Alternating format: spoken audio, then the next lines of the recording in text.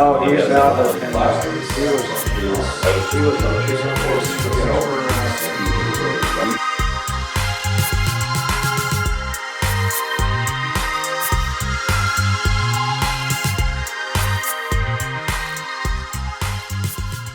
Hi everyone, Robert Rutherford here. We're at episode 23. Tim O'Connor from Superior Wall Systems over here in Anaheim, California. Tim's been in the industry for a long time and he's going to have a great story to tell today. Hi Tim, how are you? Good, how you doing? Good, thanks for coming in, man. Thank you. Appreciate it. I love this. Good, It's nice to see people you heard their name, but you don't really get to know them that well, and you've given us a snapshot of who they are, so it's been great. Yeah, it's beneficial in a lot of ways for different branches of the industry. Yes. And there's some good information here. Yes, there is. There really is. I love it. You've been in the industry for what, 25 years now? It's 33 now. 33 years. Yes, since I was 18. Holy shit, you were working on the pyramids, dude. Yes. that black iron and red iron, right? Yeah, a little bit of pencil rod too. Yeah. Yeah. That's awesome. Yes. Who got you in the business? Actually, my mother worked for Insel Acoustics, Ah. and she did payroll, and I was going to college, thinking that I was going to be some type of astronaut or something. So I was going to college, and I just really was tired of learning about Christopher Columbus. So she had mentioned, hey, they have some openings at the company.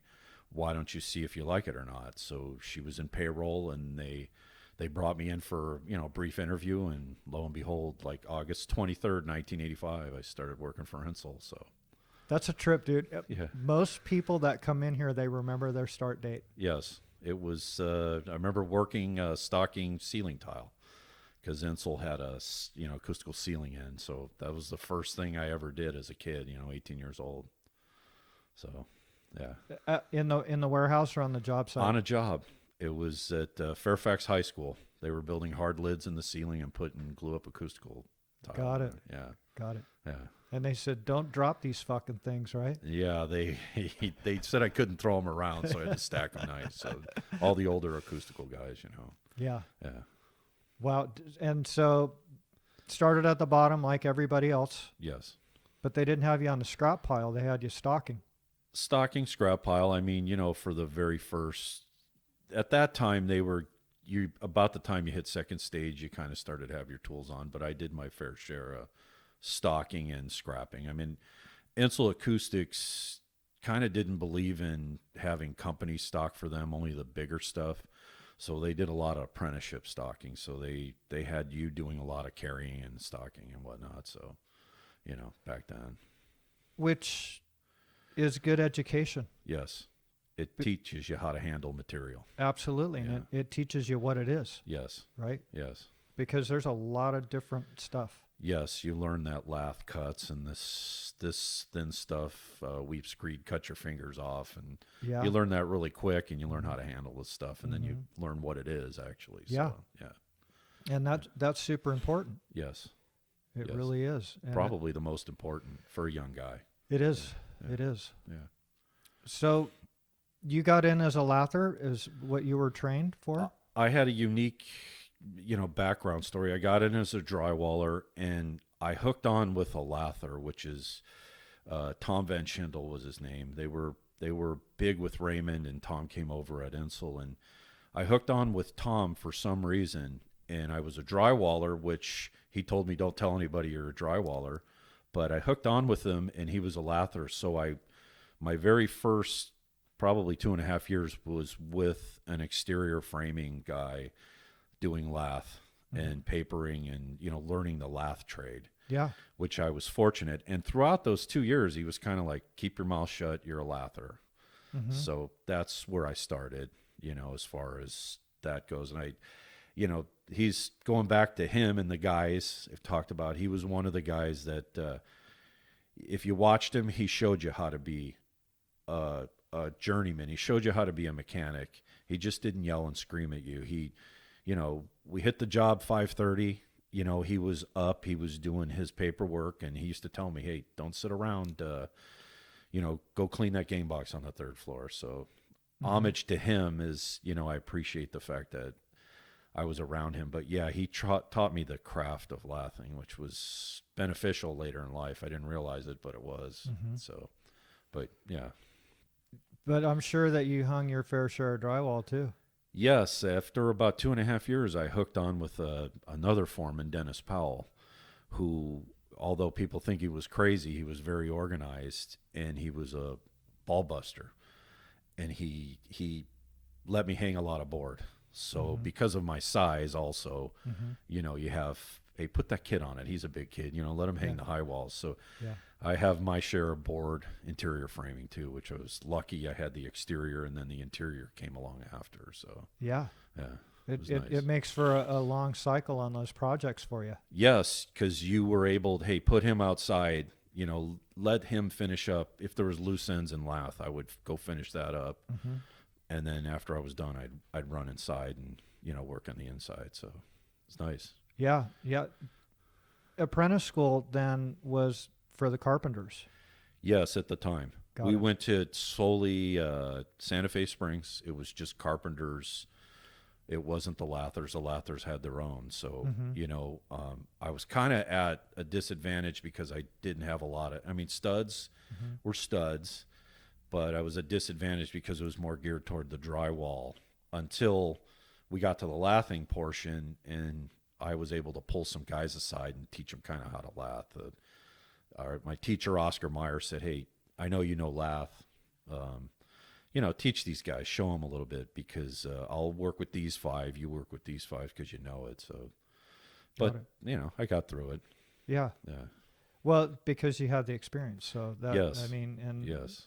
a lot of times, when I was in the lather, so in apprentice school, before I got into the union, I had some experience. Yeah. So, I'm with all these 40 and 50 percenters in there, and I already knew how to read a tape. Yeah. So that helps. Yeah. And when you whip it out for the first time, you're like, all right, okay. And everybody calls an eighth a different, Yeah. It's 7 and an eighth heavy. What the hell? Oh, it's a 16th. Yeah, exactly. So, Exactly. Yeah. So they'd give me some guys, Yeah. and it helped them out, because there was actually probably 20 guys in our class, for that night. Yeah. And so it took a little pressure off of them and kept the guys. But all we did was tie lath. Yes. That was it. Yeah. So it was they showed us some layout and stuff like that, but the majority is put it up and take it down, put it up and take it down. Yeah. That's what the deal was. Get good at that.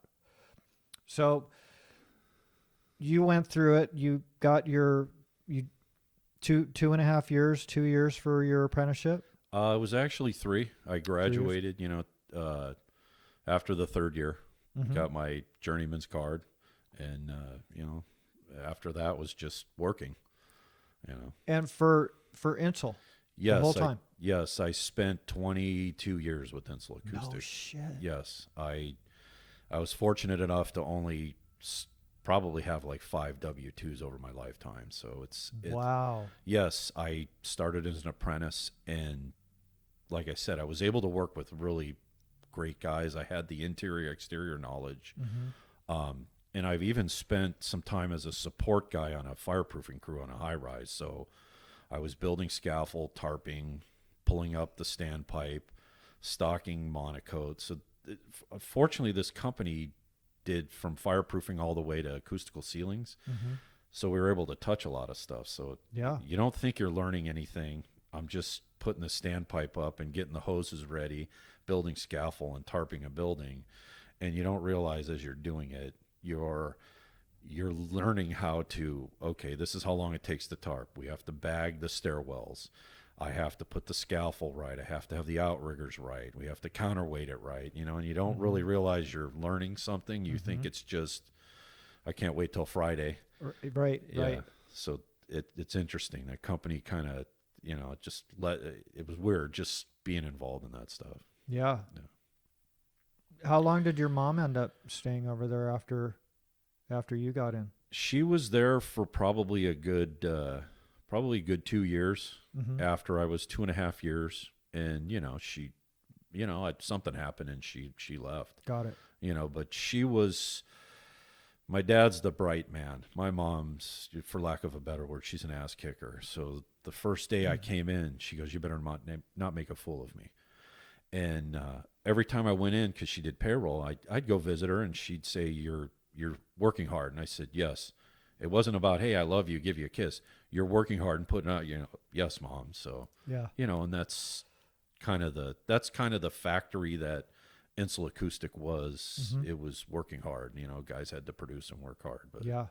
so, but she stayed a couple years, and she moved on to do something else because we lost my grandmother. My grandfather lived in El Monte, which was close to where the office was, and she wanted to spend more time with him, and she took a job that was a little closer so she could see him a lot more. So Got it. yeah. Got it. Yeah. So how long was it before you were running work for them?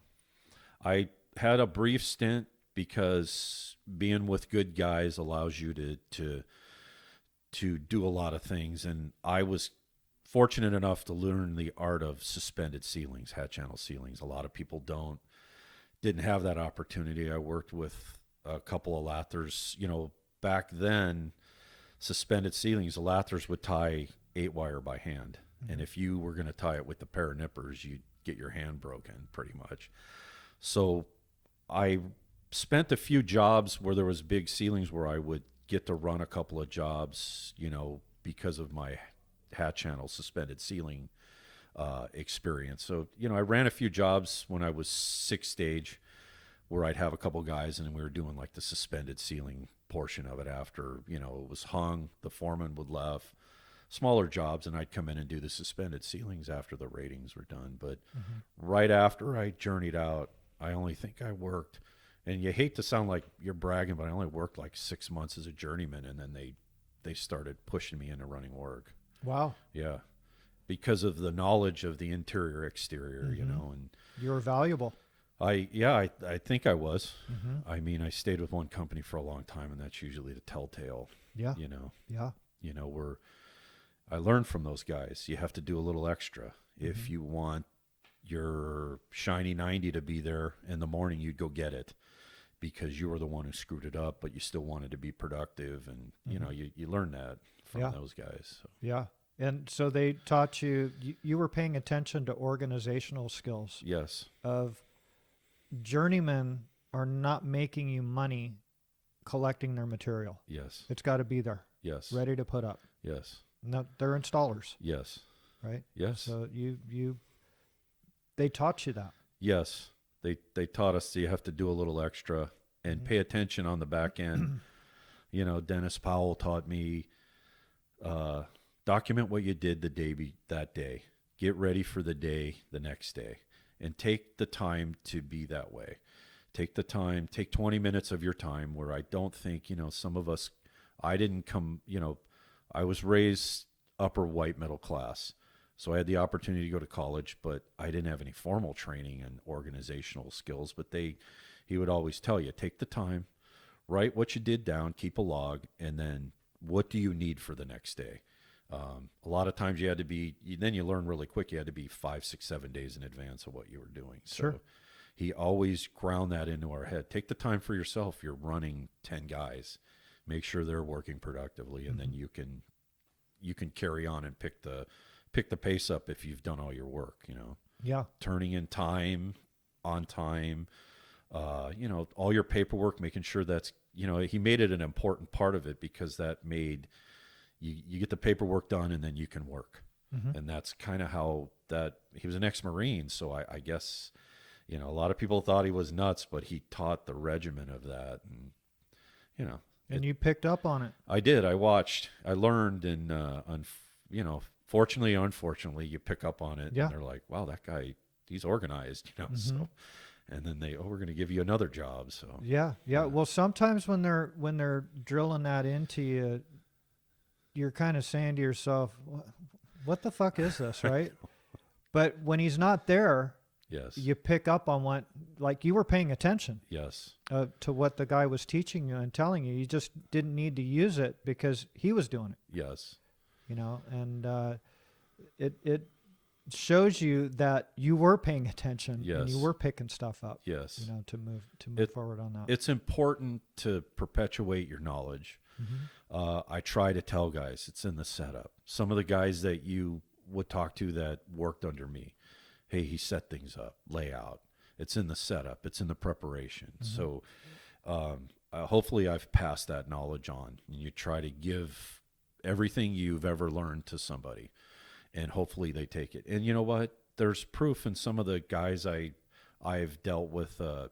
Guys like Danny Youthy, he's now at Infinity. He's a project manager estimator. We have a major foreman, Donnie Rocha, that for our company, who says it's all in the setup. Oscar Carrillo, who's with Neville, I think now. So these guys preach that same thing, and hopefully they carried it, because I took it, was given it, was given that, and you pass it to them. Is be prepared. Yeah. You know, set yourself up, Sure. set the job up. Set yourself up for success. Yes. And that, again, it's in the preparation, it's in the Yes. planning. Yes. So when you were going to college, what were you studying? I was studying engineering. I wanted to be a civil engineer. I wanted to be a surveyor. But it was all the extraneous, the math and everything was what I was excited for, but I didn't realize that you had to take English and writing. And, you know, that's the stupidity of being young. You know, the naiveness of being young is where you have to learn all that stuff, because it correlates with the math. So I looked at it and said, God, I don't want to write an English paper.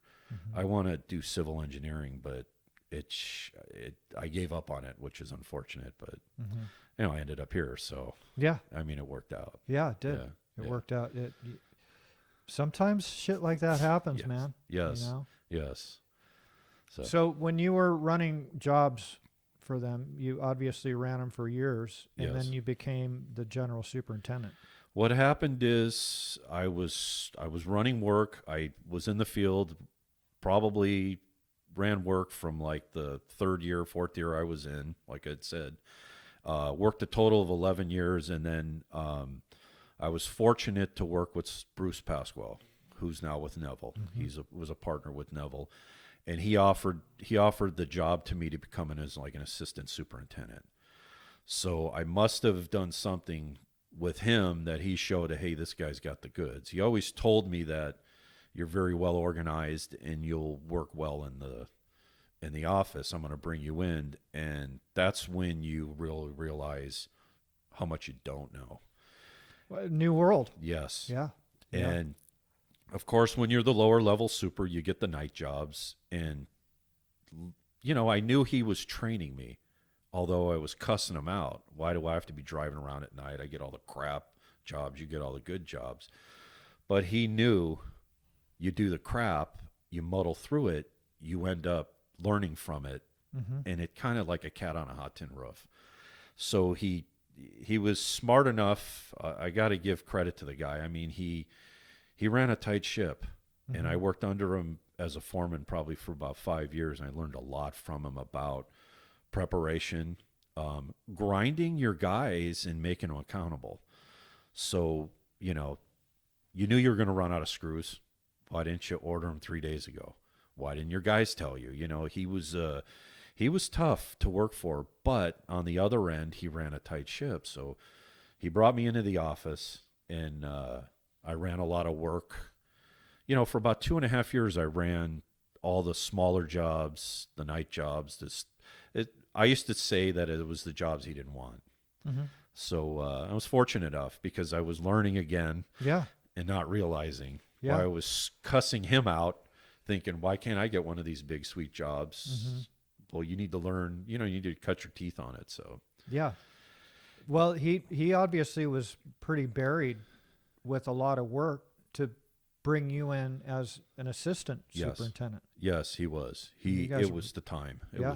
It was time. And then when there's another guy who was my contemporary, although I never really worked with him. Craig Kale ran work for our company, and guys like us, they start to put pressure on the top, because if you can't go any further, you look sideways. And we were trying to push to say, okay, listen, we need to move I felt I needed to move to the next level because of having the exterior background, the interior background. I worked with a fireproofing crew. I've, you know, being a lather, and you've been a lather, you know what a plaster needs to get his work done. And you know that you put all this cornerate on in this trim, but you realize that people were kicking it. And you know when the gun gets ready to blow off, the day before, you're checking all your screeds, and you're making sure everything's straight, because once the cement goes on, you don't want to beat it off. So Well, they'll plaster that shit. yes, and you have all that knowledge, which you start pushing up against the top guys, because, you know, I always tell guys, framing interior, you frame to a structure. It's relatively easy. I won't say every interior is easy, but you're framing to something. Framing the exterior, you're looking at sky. So if you're blessed enough, or if you're lucky enough to be on an exterior crew and work on some heavy exterior, you're an analytical thinker, because you have to, I have to put this stud up and support it and pull a dry line because this is running at an angle. So all that experience led me to start pushing up against Bruce to say, what's the next step? So I think he looked at us and said, I'm going to bring you guys in. And he was busy, and he was taking the next step, because we started to look at, bigger jobs. Yeah. And you have to realize at Ensel, we did fireproofing to acoustical. That's a wide range of things. Yeah. And Bruce was involved in a lot of that stuff. So I think he brought us in, hey, I can carve this out, and let him do the smaller work. And it worked. It worked. I felt that it worked. I mean, I'm here now. So yeah. But about 2.5 years in, we had a couple estimators quit. And Craig was an estimator. He moved on to KHS&S, and they came and approached me and said, hey, we don't want to hire outside. We'd like to know if you'd like to estimate. And I said, well, I'll do whatever, me being me, said, I'll do whatever you guys want. And I turned and was an estimator for about 7 years. So I learned the field, and I was in the field. I knew what it took to put a Z-clip on in the right place. But, they pushed me into estimating. So I estimated for a solid 7 years. No shit. I didn't know that. Yes. At Ensel was cradle to grave. So he required you to sell anywhere from 7 million to 12 million, but you had to run it. So again, you start at the bottom, you have smaller work, and you start pushing up. Then you start pushing the envelope, because you're pushing the $12 million mark, because you're starting to make a name for yourself and you're getting more work. But we were cradle to grave. So when you get estimating skills, you had the PM skills. So I was unique enough that, I was a field superintendent for a short time, estimator, PM. And then 2003, Bruce left to start Neville. And again, they said, we don't want to hire outside. Would you take the job? So I moved back running the field. Got it. So, that was an interesting, so you drop all the things you were estimating and you're running the field now. So it was about a 250-man field that. No shit. Yes. Wow. And then because, a guy leaves, obviously there's guys that want to leave. So you're scrambling to say, if you stay, I'll give you a couple bucks more in a gas card. It was an interesting, 7, 8, 10 years. Yeah. Well, shit was out of control, man. I mean, Yes. after 9/11, Yes. it was pumping. Yes. It was pumping big time. It was busy. It really was. Yeah. It was scary for a while, shut down for a while, and then it got busier again. I mean, after the Northridge earthquake. Yep. It was nuts. I mean. So you got to ride that wave too. Yes. Because we were in a recession. Yes. And then that thing hit, and it just changed it overnight. Yes. Literally. I left LA for Bakersfield during the recession when I was in the field in 91. Because there was nothing here. We didn't have anything. So I was in that, arena going outside. And then when the earthquake hit, it was like, okay, 16-hour days. Yep. Yes. Yep. Yeah. All the equipment and manpower was available. Yes. I mean, we were at Rocketdyne, our company, for round the clock for at least 4 months. So it was, and that lasted all up until 2009. Yep. I mean, it dipped up and down, but it was busy. It was. I mean, if you look at, You look at all the sideline companies like Neville, Premier, Sean Tuso, a lot of Schmidt, all these other companies through that Hardy Times started Mm-hmm. when it was Hardy. You know, there was a lot of offshoot companies that started. So Yeah, the wave of work was nice. it was. It was. And then, And you guys at that time in the mid 2000s, there were some changes at Insull, right? Because there some people were retiring yes. and younger generations were coming in. Yes. Right? Yeah. You had the two owners were Roy and Don Tonks. Roy was the ass kicker. Don was the field guy. He retired. He brought his daughter in, who I'd say took the company out of the Stone Ages. She developed safety plans and stuff like that. So there were people moving in. A couple of older estimators left. So, you know, at Insull, the superintendent was the top guy. So other companies have PMs that handle jobs. We were like the second, third in command. So, you know, so a lot of things changed because the older guard went out, the guys started retiring, and then you have all these younger crops of foremen who I was lucky enough that a lot of our younger foremen worked for me. So you get the instant credibility that when you move over to be the superintendent, hey, I worked with this guy. Mm-hmm. I worked in the job with this guy, and he's a hard worker, so we're going to work hard for him. You know, Mm-hmm. he's no joke. So that's where that changed. You saw the old guard move out, and the new group of guys came in that are the older guard now, like me. Exactly. Yeah. And it went by quick, didn't it? Yes, It did. it did. It was interesting. It's how fast you look back. Like I told you earlier, my son turned 24 today. And Congrats. yeah, it is. He's Yeah. out of college, but you know, he was born when I went in the office, so he's never known me as being a field guy. But yeah, it went by quick because he's 24, and it seemed like he was like 10. You know, about 15 minutes ago. Exactly. Yeah. Exactly. Yeah. And home base for you guys was in El Monte for a number of years. Yes. And then, like right before the last crash in Yes. 2008, you guys had moved into this massive place in Corona. Yes, they had a couple. It was time for the Tonks to move on. You know, he was up in his mid 80s. Still still as spry as ever. He knew everything. I have to go back a little bit. He's one of the most influential guys of my life, and a lot of guys. They really looked up to the guy because he was not only an ass kicker, Roy Tonks, but he let these young guys like me come in. He'd straddle us or bless us with, hey, you're going to run $10-12 million worth of work, and I'm going to trust you on it, and you're going to do well.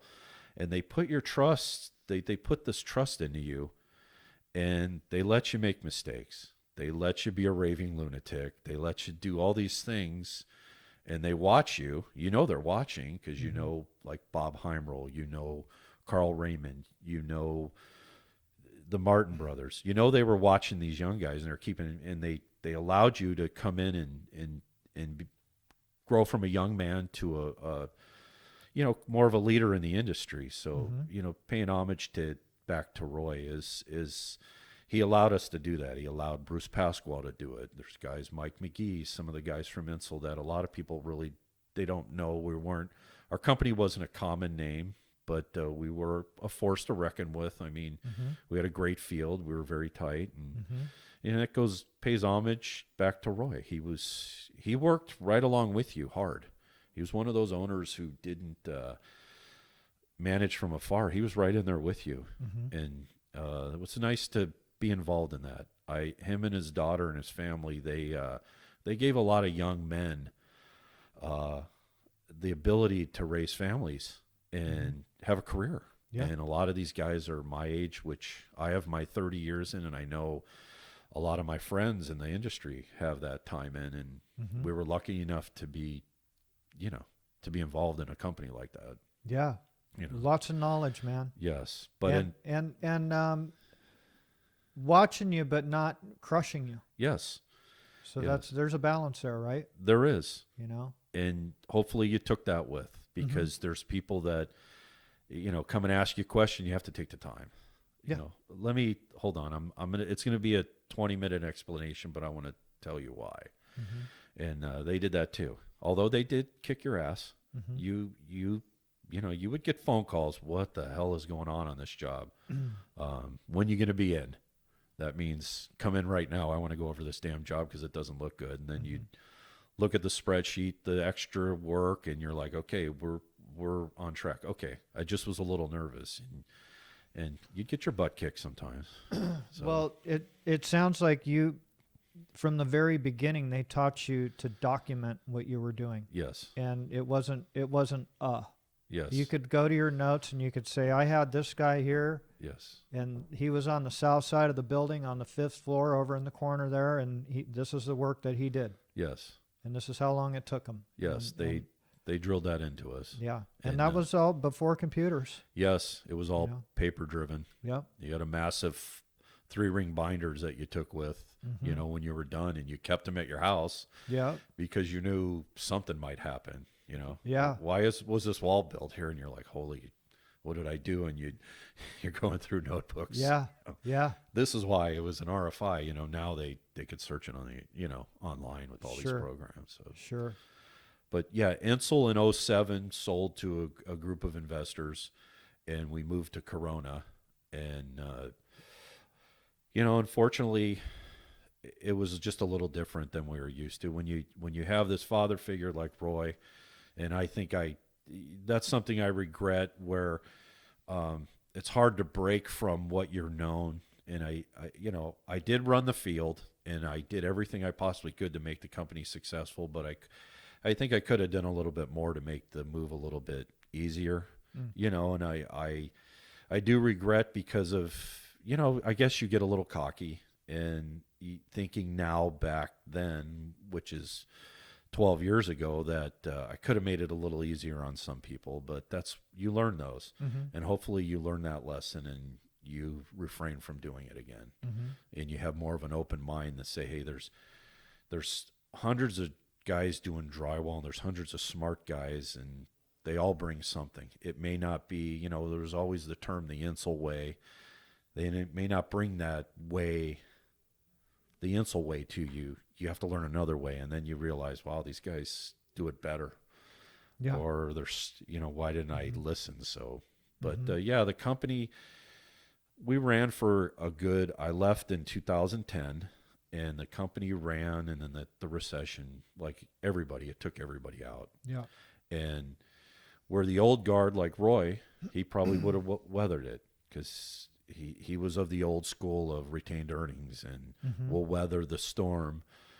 The newer group of people, at least some of the guys I've seen, I guess they just didn't have the revenue or the length of time of earning money to weather that storm. And Insel went till about 2012, and they shut the doors down south. Got it. Yeah, Got it. so the end of an era where they were gone. So that's what I left in 2010 to work for Fred Ertzik, who owns Summit Plastering and Dutchman Plastering. He started a company called Vincent Jones. So during the recession, he felt that with his non-union lath and plastering knowledge, to which is a force in itself, that he can bring the guys from his arena of expertise to where the union stuff goes, and be able to kill it. And unfortunately, it didn't work out that way. Yeah, it's a different deal, man. Yes. Just like a union guy couldn't go into that high production that he's doing. No. Couldn't touch it. No. So I was there for a couple years, and a year and a half, worked with him, and then he was going to shut it down. He just didn't want to do it. I wouldn't say we lost money, but it didn't do what he wanted it to do. But and he's another guy who, in the non-union end, because I did, through the process, I did go back and work with him. But during that time, the work didn't translate. There's a lot of regulations in union work that these guys weren't used to dealing with. And Fred felt that he could, he had a streamlined company. Masking, guys did masking and cleanup. Guys did lathing. He had a scratch crew, a brown crew. Union work isn't like that. You have a guy, he'll run lath for 2 or 3 days, and there's loose ends. So the guy running lath would move in and start framing. Mm-hmm. So the fact we took a lot of lath and plaster. Once the loose ends dried up, the guys were charging 8 hours for 4 hours. It's just the nature of the beast. So Yeah. And his guys were fast, but they weren't 30% faster. Maybe they were 10% faster. Mm-hmm. But, so we gave it a go at that until I believe 2012. And then I was fortunate enough to work for Insel Acoustics North as an estimator PM. And I stayed local, but I estimated for a guy, Mike McGee, who since then Insel North has merged in with Neville Group. So Mike's a partner at Neville Group North. What a trip. Man. Yes. So you have Bruce that left in 2003, and then he swallows up Insel North. So what a trip. So I estimated for Mike during the recession. We landed the San Francisco International Control Tower, Mm-hmm. and that's brought out of the recession, and that brought them from doing certain works that it kind of kicked them off, started doing work at the airport again. So Wow. yeah, so I've bounced around like everybody a little bit, unless if the company would have stayed intact, if You'd still be there. they probably would have stayed. His daughter would have kept it Mm-hmm. and stayed there, but Roy was going back to Roy. Roy, he didn't want to let it go. It was his baby, Mm-hmm. and it made him it gave him everything he had, and she was trying to take over, and that was known, and he just wouldn't let it go.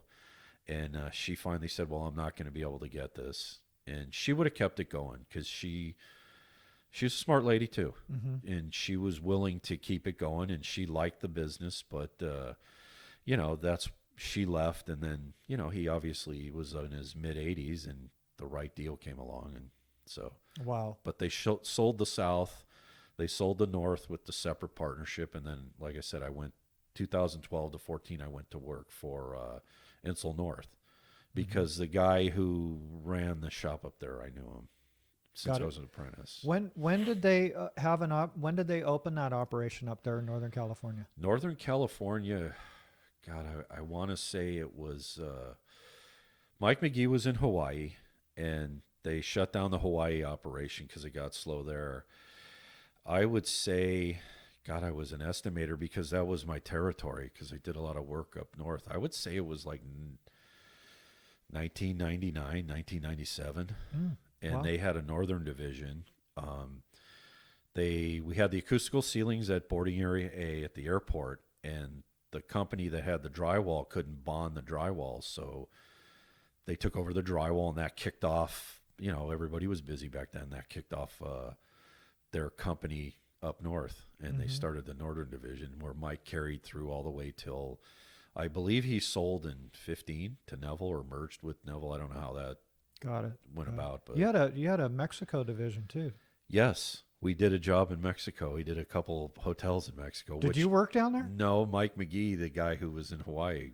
We have old pictures of suspended ceilings. So they had a Mexico division that Roy had contacts, because he used to drive. He had a '56 old stock car, and he used to. I think it was the Pan America, and it was a rally race. So he befriended some people in this race, and they wanted to build a hotel. So I was an apprentice at the time, maybe a journeyman, but they had a whole other group of guys that were working in Mexico. He was a wheeler dealer, man. Yeah, he did. He had his hands. Well, I don't know if you've ever heard of Insel Quilt. I think everybody has. Yeah. He owns that machine, Mm-hmm. and is still in his family. So Are they still producing? yes. Wow. And his daughter, if you look at the product now, they sell a lot of different lines of product. It's not just Insel Quilt. So he's the one behind Insel Quilt, which is a nice sideline business to help. So, but Yeah. we would install that too. So we, occasionally you'd be working hanging drywall, and then you get sent to an Insel Quilt job. So Got it. it was pretty funny. I mean, Wow. And he Yeah. developed that. yeah, him and his brother did. Is that right? Big sewing machine that they developed, No shit. and they've got it down. You know? Yeah. Yeah. But yeah, that was that. But yeah, Wow. Insel, he was like the guy I work for now, Ron Hudson, Fred Ertzik, Roy Tonks, and a lot of other guys. They have the balls the size of coconuts. I mean, Roy would do metal ceilings. We did a metal ceiling at San Francisco Airport that the scaffold was suspended over the running roadway as the entrance to it, you know, and these guys say, yeah, we could do it. Let's figure out a way to do it. And I'm like, my God, you know, you never would think to doing that. But that's why you have guys building buildings like they are now, because they're saying we can do it. Yeah. You know, it's Ron Hudson, you know, started a load bearing panel company, and he builds load bearing buildings. Quite a while ago. Yes. And they're pretty busy now. They're quite successful at Yeah. it. So these guys have the balls the size of coconuts, and they just said, you know what? I'll do it. Fred Ertzik from Summit was like, I'm going to start a union drywall outfit. That takes a lot of balls to. It does. Yeah. So, It does. You know, so. That's one of the, you know, you got to have some business smarts. Yeah. But to start a business, Yeah. one of the main ingredients is some balls. Yes. Like you. And you got to you got to step off that edge, man. And you take a calculated risk. Yeah. And business is it's pretty basic, Yeah. but you can't take the wrong chances. Yes. But you have to take chances. Yes. Right? Roy used to say you can't save your way to prosperity. You No. have to invest money and your time to it. But Yep. like I'm sure your family's been in the trim business forever. I'm sure you could have stayed that path, but you said, you know what, I want to do something different. And you know, like you walked out and said, you know what, it takes balls. Yeah, yeah. Well, family businesses are they're not what everybody thinks they are. I agree. And there's there control things that end up happening, and you know, when a father starts it, he doesn't want to let it go. Whatever. It's not unique shit by any means. No.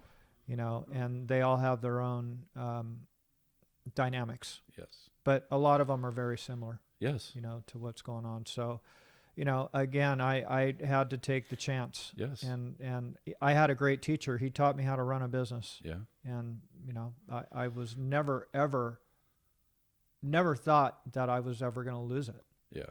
You know, when I stepped in, I mean, failure was not an option. Yeah. And he taught me how to run one.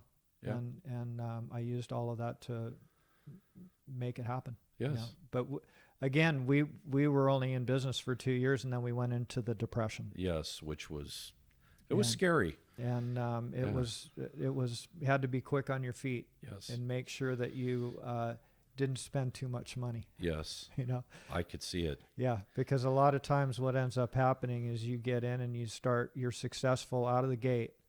And then you're just like, oh man, yeah, I got this shit down. You know, let's buy some shit, Yeah. right? Yes. And that's where you get into trouble, living above your means. Yes. You always got to be saving for that rainy day, because we've been in a long run now. Yes. You know, as far as recession, Yes.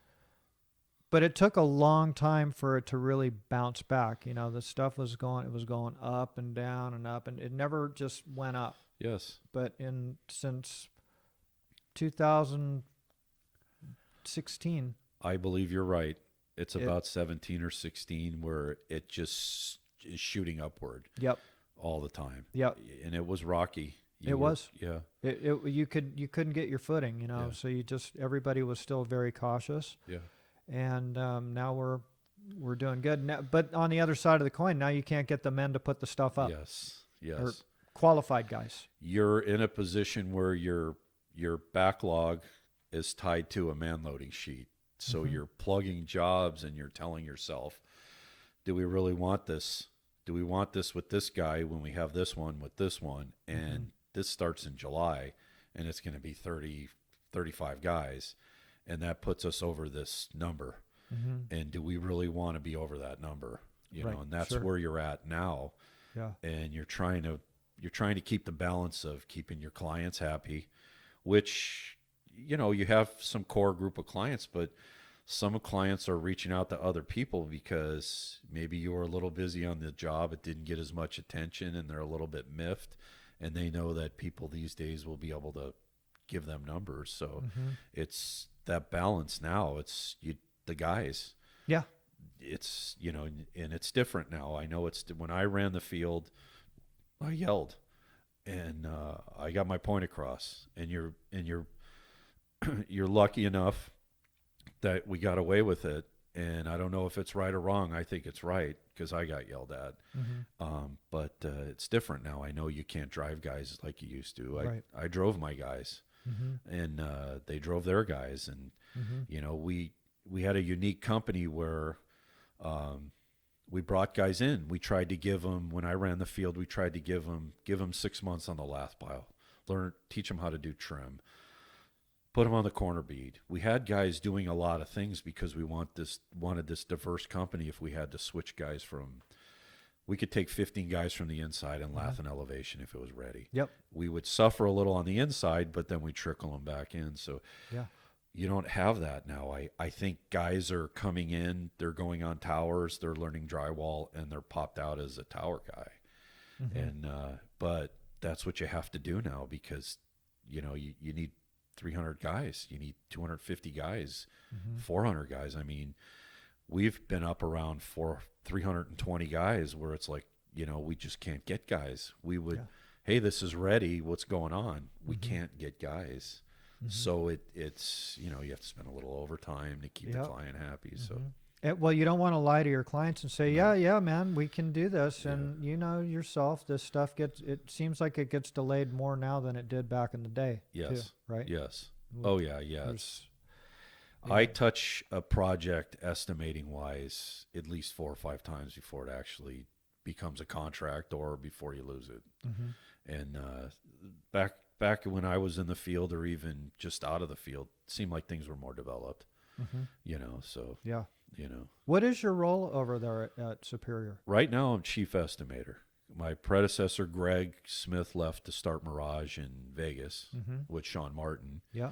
And I guess I was the next successive guy. So I'm going to hand it to Greg. He gave me stuff and let me work on it.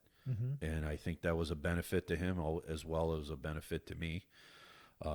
So, he let me work on stuff, and he kind of saw what I was made of, and he was comfortable with the fact when he did leave, he told Ron, hey, this guy can move in and do what I did, which that's what my position is now. So got it. Yeah. Got it. So but you still have a big hand in pre-construction? Yes, I bring that over too, because like I said, our company had an extensive knowledge of everything. So I had a lot of, I was able to come in when eifs boomed, and I learned from the beginning of what to do with eifs. So I was immersed in it because it started to become the primary, veneer on the outside, and then eifs dumped, and lath and plaster, we went back to lath and plaster again. So a lot of pre-construction, a lot of panelization is coming back. So I'm doing a lot of jobs where they'll come and ask me. I know you have premier guys that do panelization, but we're going to step into it because I can do it. I have the knowledge of eifs as well as framing. So I'm doing a lot of pre-construction too. Got it. Which is another animal within itself, Oh, absolutely. Absolutely. You don't touch it 4 times, you touch it 19 times. Exactly. So exactly. But I mean, you can see the problem areas, so you're yes. a great benefit for the company where you can get with your other guys, your foremans and so forth, and kick these ideas around and find these problem areas.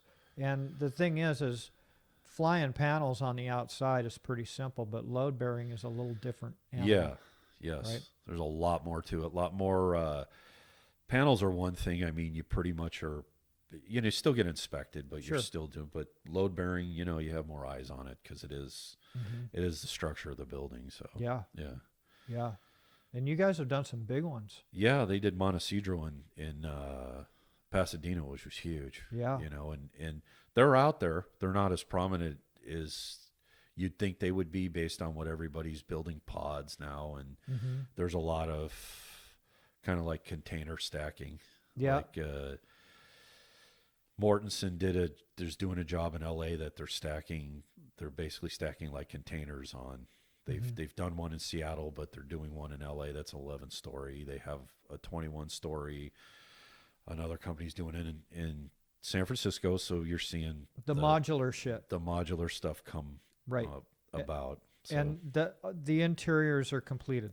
Yes. When they're throwing those up. Yes. So we still have stuff on it like the exterior facing, but Yep.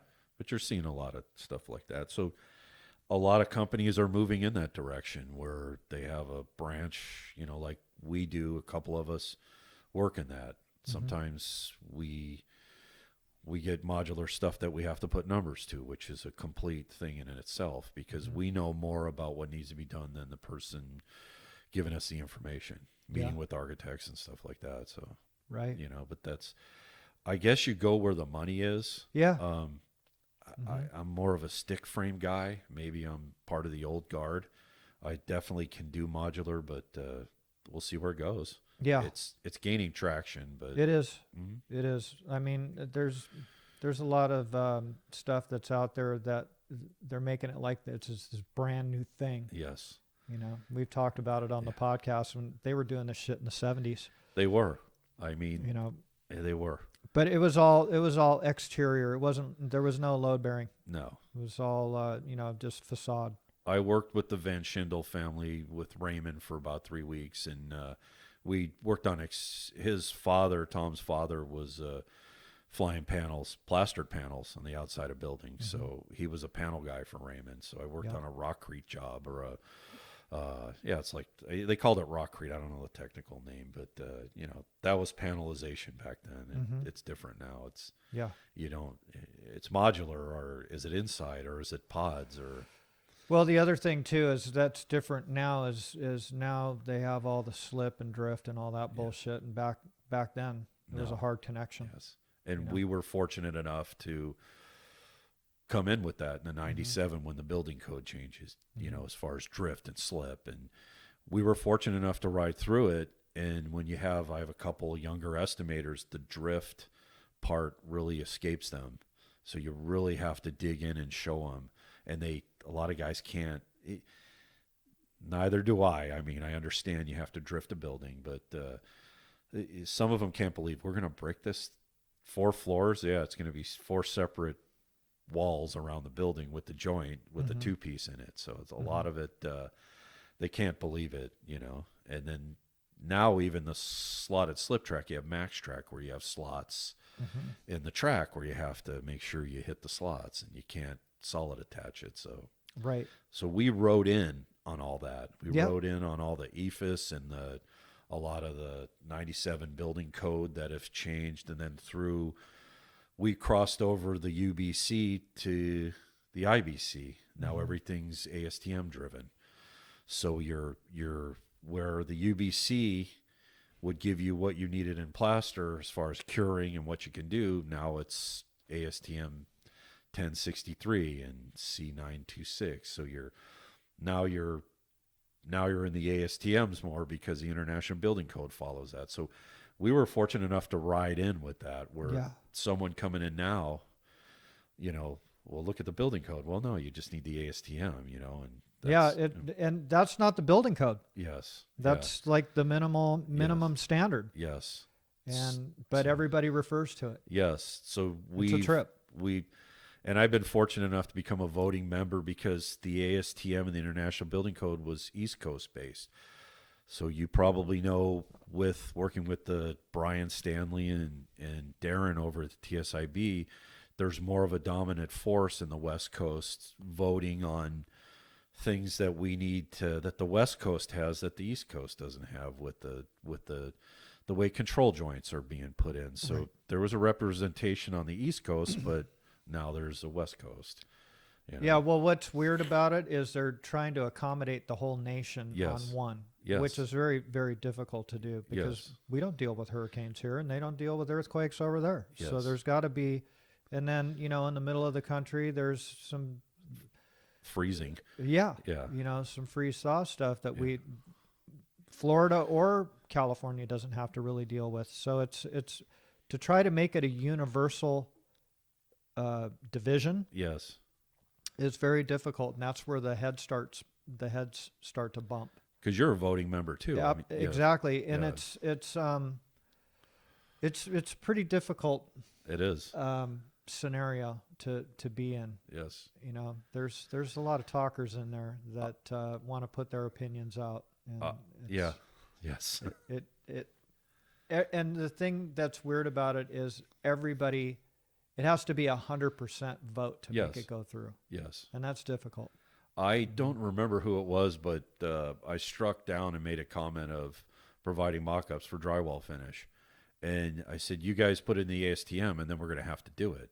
It should be, if I'm building a water treatment plant, I'm not going to build a mock-up for a damn drywall wall. I'm going to put level 4 on it and go for it. Mm-hmm. But, a high-rise building with the wall facing the sun, yes, we want to show them this is what it's going to look like. So the ASTM was pushed forward to say, hey, we should build a mock-up on every job. Well, no, then it'll become standard, and then we'll be mock-up builders. Right. Let's show them, we'll build a wall, and we'll make that the mock-up. And I struck it down and voiced my opinion. I got a phone call, and the guy was basically chewing me out about, how long it took to, and I'm like, well, I don't agree with it. I don't, let it be job specific. Yeah. So. Yeah, well, that's what's very difficult about it is they're trying to accommodate the whole country. Yes. There should be an east and a west. I believe so. It couldn't be hard to say on the West Coast we've determined that at two-piece expansion we need this, or so. Yeah. So that's been a different facet that I was able to be involved in, and because of back, like what I was saying, I was a fireproof estimator. It's code driven. So you have you had code books, and what happens is you learn not to be afraid of the code book. You use it to your advantage. Mm-hmm. Public works jobs the same way.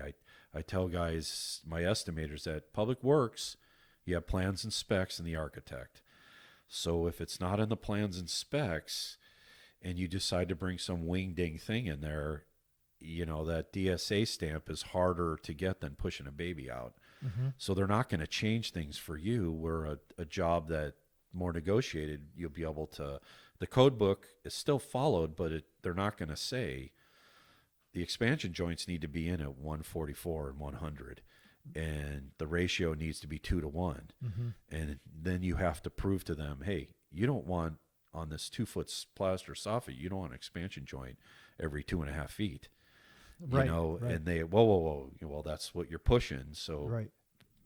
Like I said, the fireproofing in the code book, that allows you to learn that, not be afraid of it, and you work within it. So luckily, you know the difference between public works and private work. Sure. Your fight is different. Exactly. Exactly. You're throwing rocks in a public works job, and you're throwing daisies in a negotiated job. Yeah. Well, once it's DSA, that's it. It's solid, man. Yes. I mean, they went through a lot of bullshit to get that stamp. Yes. And you can't just walk in and say, well, I want to change this. It's very hard. Yep. You have a onus you have a burden to prove to them why this doesn't work, or because the architect's going to tell you, no, we're going to have to go back to DSA. Right. That ain't going to happen. No. That's not going to happen. You're kicking a dead horse right there. Yes. So your son, you said your son just graduated. What did he take in school? He's his mechanical engineering degree. Oh, wow. Yes, a degree. I have a daughter who's an architect who she got an architectural degree, and now she's a project manager for they build vegan and vegetarian restaurants. So she has a degree, but she's a project manager. So got it. So I always used to tell her the same. She always used to say, "Well, I don't have project management and experience." Yes, you do. You do. You learn more on the job. You learn more doing. You too. How many pieces of metal have you bent wrong? Mm-hmm. You learn, and you start to say, okay, and then you finally get it. Okay, I've got it. Yep. And that's the message to younger guys: is keep hammering at it until you get it. Exactly. So you do it enough times, you're going to get good at it. Yes. You're going to figure it out. And like when I would troubleshoot like roll formers Yeah. a while ago,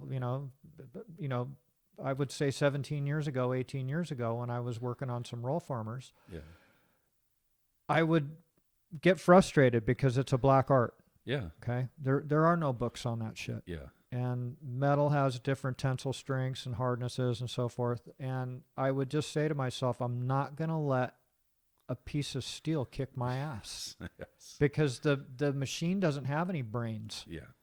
And I would figure it out. Yeah. I'd have some scrap on the floor, but I'd get it figured out and get it running correctly. Yes. And it's the same thing with pretty much everything. It is. You learn that. You get older and you get a little time in, and you're like, God, I wish I could run the big jobs like that guy, or that guy runs the big jobs because the experience. It's a level of intelligence, but it's also experience. So Absolutely. it's pounding your head against the. Yeah. I mean, I can tell you right now, how many times have guys snapped a line on the ground and crossed the X and built the wall crooked? Mm-hmm. It's experience, Yep. double checking, and it's Absolutely. those don't take an education.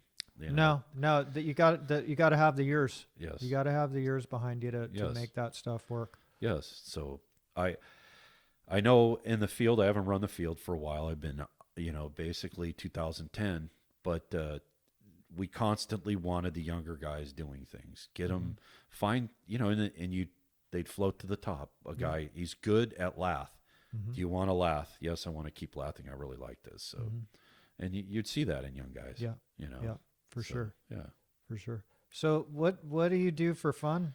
What's your passionate fun thing? I got remarried like 5 years ago.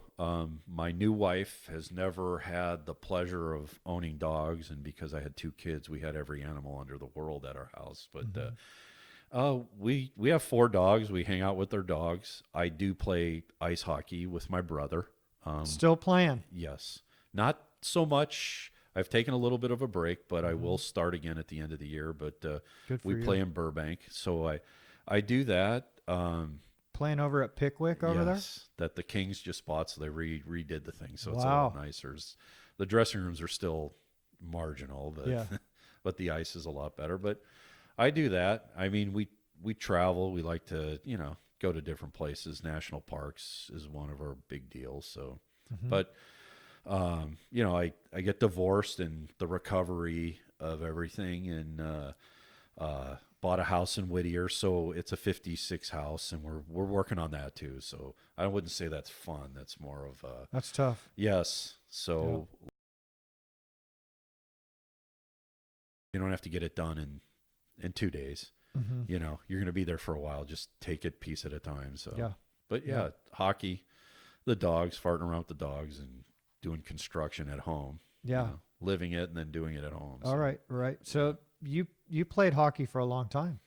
Yeah. Well, in 75, we moved out to West Covina, and my brother found a rink, and we had played in Chicago, and we played organized hockey. And we played organized hockey, unorganized hockey there, and we got here, we started playing.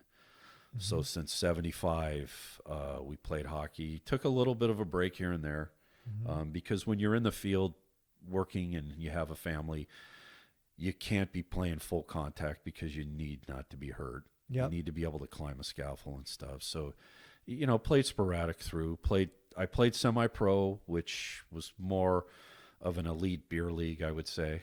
But Okay. we'd play All in right. Fresno, and we played the LA Bruins and the San Diego Gulls, and so it was real to us. Full contact, full fighting, the whole kit and caboodle, and did that for 5 or 6 years, and that league went kaput, and then just kind of beer league stuff. Yeah. Solve the world's problems over a beer and some hockey. Sure.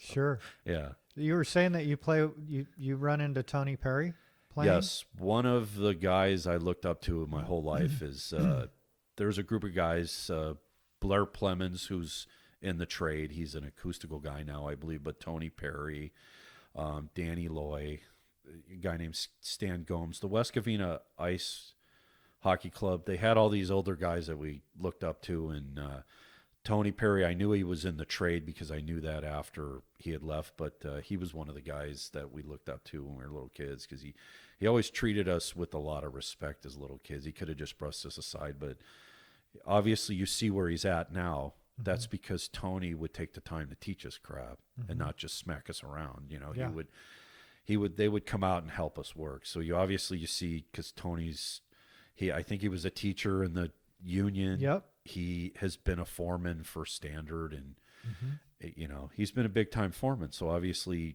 that translated into where he is now. Yep. And often you don't look at guys as that way, but now I can look back and say, you know, I looked up to him, and I'm happy to have known him as a kid because it helps, you know, it helps you have some compassion and you know, although he was tough, I've seen Tony punch people out and stood there with my jaw going, oh my gosh, look at this guy. But then what do you say to yourself? I want to be like him. So I watched him play, you know, but he taught us how to play hockey. He just didn't brush us aside. And that's why you have a guy like that now that, you know, you had on earlier that I appreciated that because like, I remember him as a kid and he was a stand-up guy and he is still now. That's awesome. That is totally awesome. What position are you playing? I was fortunate.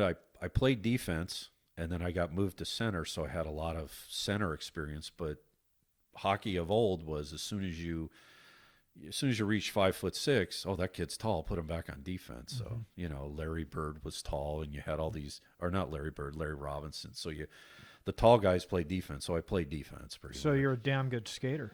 Yeah, I could skate. Yeah. My brother's better skater than I, but I'm more rangy than he is because he's shorter than I am. But yeah, because those are always the hottest skaters, or the defensemen. Yeah, backwards, forwards. So yeah, so it's been fun. That's a unique sport that not a lot of people, you know.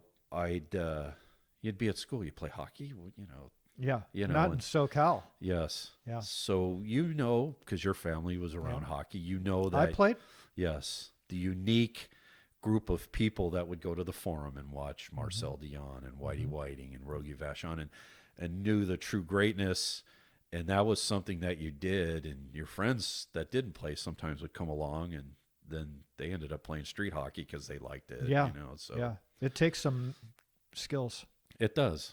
It's a different sport. It really is. But my parents were from Chicago, so that's, you know, we grew up with the Blackhawks, and when we moved out here and we played, and they were like, yeah, you know, and I that's one thing I have to really mention is my dad. My dad, he said, let him do it.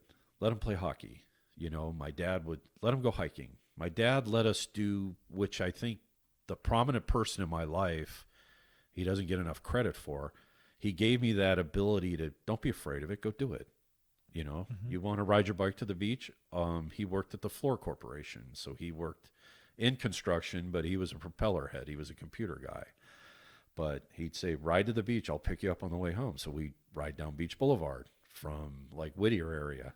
Damn. And, you know, that's a long hike, dude. But it was downhill a lot. So yeah. a lot of times, you know, and nobody messed with you back then. So yeah. But my old man, my dad he instilled in our head, go do it. So when I got into the field, is like always like, I can do that. Don't be afraid of it. Don't worry about it. You know, he let us build skateboard ramps, and he let us play with gasoline. You know, so it gave you that. I don't think that's, you know, I don't think I let my kids do that, but he did. He was like one of those guys who, I'm fortunate enough to have a father like that. That's cool. Yeah, it was cool. And he wasn't in construction. He had a tough time with screwdrivers, and, you know, but I don't know how I got it, but, you know, it was nice to have a father like that, just to, you know, go do it. I don't care. I don't care. That's awesome. Yeah. That's fun. That's awesome. You know, so. Well, that sounds like it kind of gave you your attitude throughout your career. Yes, too. It did. The only thing that's holding you back is fear. Yes. Right? Really, on anything. Yeah. You know. You always were moving forward and not afraid to learn either. No. You know? No. Your eyes and ears were open. Yes, they still are. I mean, there's still things that we're faced with that you have to dig down and learn about. Sure. You know? Sure. Because of the switch from paper plans to, you know, we were lucky to have that switch from paper drawing colored lines, scale tapes, and then it turns into downloading plans. You kind of morphed into some type of you too with your machines. Yeah. You morph into some kind of quasi IT guy. Well, you have to Yes. now. I mean, Yeah. if you don't, you're going to get left in the dust. Yes. So it's that's kind of cool too that we got to do it before all the cell phones. Yes, we And did. see all this technology coming in. Yeah, because if you probably been around bid day where you'd fax your bid over, or you write down your spec sections, and then all 6 of you would be in the office armed with the phone, Yeah. calling out bid numbers. So Yeah. now it's just an email, or Yeah. sometimes it's you're on a website that you submit your bid on a website. You don't even talk to anybody. So Right. it's Right. different. Yeah. And I think that's part of the disconnect of society is I'll just do it online. Where, when we were younger, we were constantly having to, Yeah.